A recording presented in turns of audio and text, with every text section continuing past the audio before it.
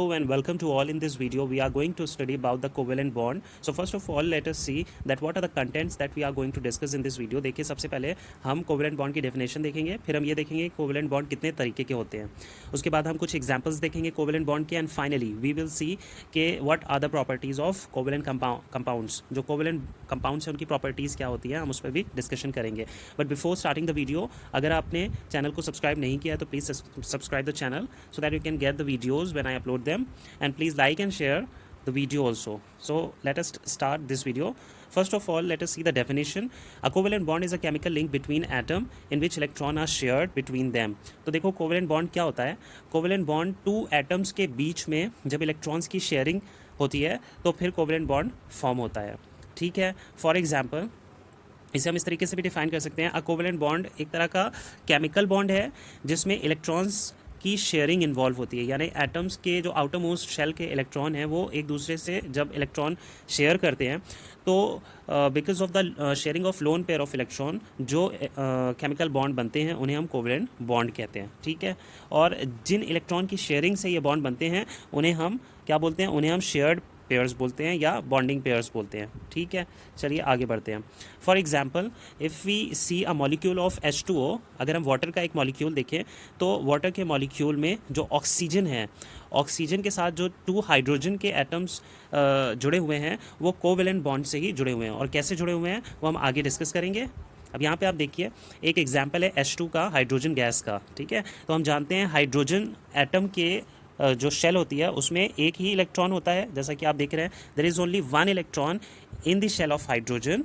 इसी तरीके से एक दूसरा हाइड्रोजन एटम है और इन दोनों की आउटर मोस्ट शेल में वन वन इलेक्ट्रॉन है और इसे अपने ऑक्टेट कंप्लीट करने के लिए वन इलेक्ट्रॉन की नीड है. तो अगर इसे अपना ऑक्टेट कंप्लीट करना है तो एक इलेक्ट्रॉन इसे चाहिए होगा. तो ये दोनों हाइड्रोजन के एटम क्या करेंगे, ये दोनों आपस में इलेक्ट्रॉन को शेयर कर लेंगे, अपने इलेक्ट्रॉन को शेयर कर लेंगे और इस इलेक्ट्रॉन की शेयरिंग से क्या होगा कि इन दोनों की आउटर मोस्ट शेल कंप्लीट हो जाएगी. इस हाइड्रोजन के पास भी ये टू इलेक्ट्रॉन हो जाएंगे और इस हाइड्रोजन एटम के पास भी टू इलेक्ट्रॉन हो जाएंगे. तो इस तरीके से यू कैन सी यहाँ पे टू हाइड्रोजन के एटम्स हैं और इन्होंने ये टू इलेक्ट्रॉन शेयर कर लिए.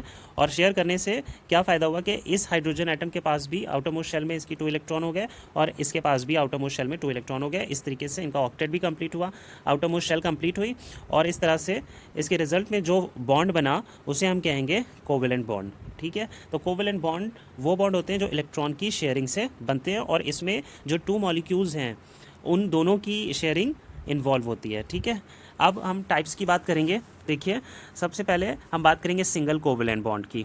तो जैसा कि आपको पता है कि कोवेलेंट बॉन्ड में क्या होता है कि टू मॉलिक्यूल्स हैं जैसे हाइड्रोजन के, तो इसके पास एक इलेक्ट्रॉन था और इसके पास एक इलेक्ट्रॉन था, दोनों के पास एक एक इलेक्ट्रॉन थे. इन्होंने इन दोनों इलेक्ट्रॉन को शेयर कर लिया आपस में, दोनों ने अपने अपने इलेक्ट्रॉन को शेयर किया और इससे क्या हुआ कि इसका ऑक्टेट भी कंप्लीट हुआ और इसका भी आउटर मोस्ट शेल कंप्लीट हो गई. तो जो फॉर्म बना बॉन्ड बना उसे हम कोवेलेंट बॉन्ड कहेंगे.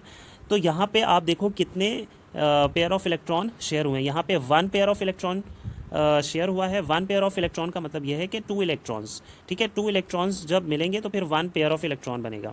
तो यहाँ पे one pair of electron share हुआ था. तो इस तरह के कोवेलेंट बॉन्ड को यानी वन पेयर ऑफ इलेक्ट्रॉन की शेयरिंग से जो कोवेलेंट बॉन्ड बनता है उसे बोलते हैं single covalent bond. A covalent bond formed by the mutual sharing of electron pair is called single covalent bond. ठीक है. I hope it is clear होगा. और इसे हम डिनोट करते हैं एक सिंगल लाइन से.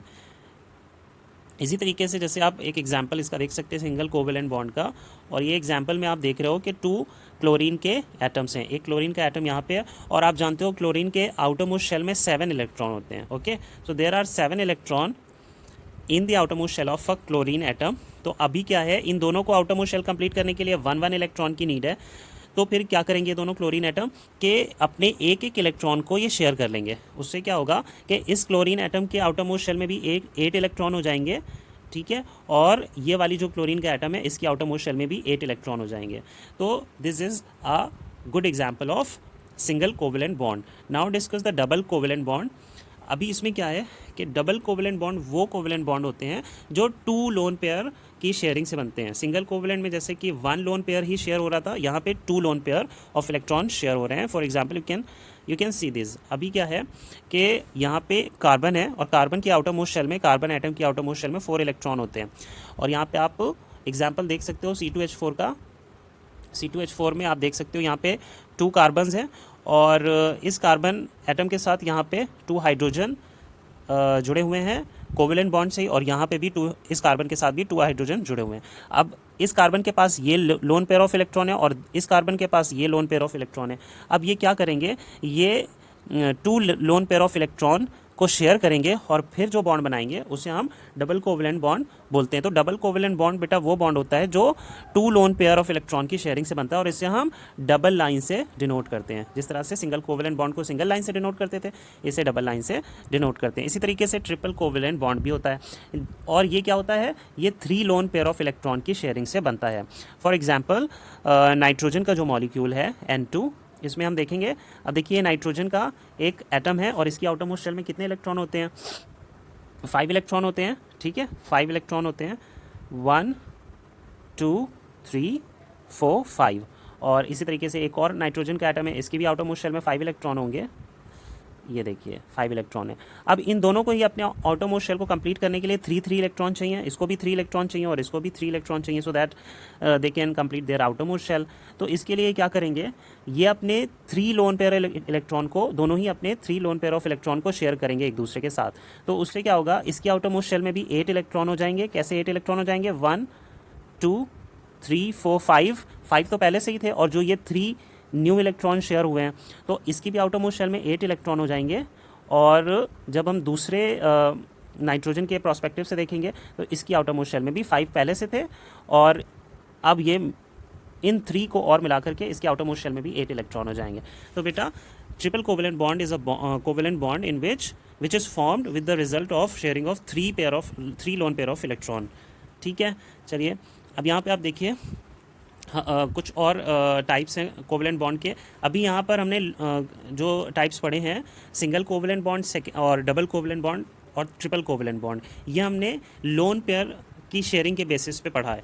अब हम कोवेलेंट बॉन्ड को पढ़ेंगे on the basis of polarity. अब पोलैरिटी क्या होता है, तो polarity of a covalent bond is defined by any difference in electronegativity of the 2 atoms participating. अब यहाँ पे एक वर्ड आ रहा है इलेक्ट्रोनेगेटिविटी। ये क्या होती है इलेक्ट्रोनेगेटिविटी, तो किसी भी एटम की इलेक्ट्रोनेगेटिविटी को हम ऐसे डिफाइन कर सकते हैं कि जो एटम इलेक्ट्रॉन को अपनी तरफ आकर्षित जितना ज़्यादा कर सकता है, जितना ज़्यादा अट्रैक्ट कर सकता है किसी इलेक्ट्रॉन को, तो उस एटम को उतना ज़्यादा इलेक्ट्रोनेगेटिव बोलते हैं। ठीक है, अगर कोई एटम है वो इलेक्ट्रॉन को ज़्यादा अट्रैक्ट कर सकता है तो वो ज़्यादा इलेक्ट्रोनेगेटिव है।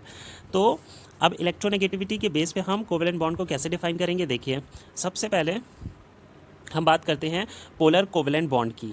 तो पोलर कोवेलेंट बॉन्ड्स क्या होते हैं, पोलर कोवेलेंट बॉन्ड्स वो बॉन्ड्स होते हैं कि जब कोवेलेंट बॉन्ड बनते हैं किन्हीं 2 अनलाइक एटम्स के बीच में। फॉर एग्जांपल अगर हम हाइड्रोजन के केस में देखें तो हाइड्रोजन के केस में हाइड्रोजन के साथ एक हाइड्रोजन का एटम ही जुड़ा हुआ है, तो ये लाइक एटम्स हैं। ठीक है, लेकिन अगर हम HCl को देखें, HCl का एग्जांपल देखें, तो इसमें हाइड्रोजन के साथ एक क्लोरीन का एटम जुड़ा हुआ है, तो ये अनलाइक एटम्स हैं।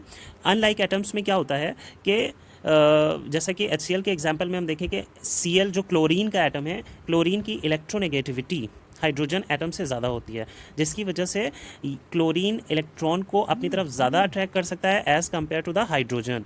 तो जो बेटा शेयरिंग के जो इलेक्ट्रॉन होते हैं, जो शेयरिंग के इलेक्ट्रॉन होते हैं वो क्लोरीन अपनी तरफ ज़्यादा अट्रैक्ट करता है और हाइड्रोजन उतना अट्रैक्ट नहीं कर पाता। तो ये जो लोन पेयर ऑफ इलेक्ट्रॉन है वो क्लोरीन की तरफ ज़्यादा शिफ्ट हो जाते हैं। फॉर एग्जांपल अगर ये एक हाइड्रोजन एटम है और यहाँ पे एक क्लोरीन एटम है, तो जो लोन पेयर ऑफ इलेक्ट्रॉन है वो क्लोरीन की तरफ शिफ्ट कर जाएगा, यानी क्लोरीन के पास चला जाएगा और हाइड्रोजन से थोड़ा दूर हट जाएगा। ऐसा इस वजह से क्योंकि क्लोरीन की इलेक्ट्रोनेगेटिविटी ज़्यादा है, तो वो इन लोन पेयर ऑफ इलेक्ट्रॉन को अपनी तरफ ज़्यादा अट्रैक्ट करेगा as compare to the hydrogen. तो उससे क्या होगा, क्लोरीन के का जो एटम है उस पर एक पार्शियली नेगेटिव चार्ज आ जाएगा और हाइड्रोजन का जो एटम है उस पर पार्शियली पॉजिटिव चार्ज आ जाएगा। ठीक है, तो इस तरह के जो कोवेलेंट बॉन्ड्स होते हैं उसे हम पोलर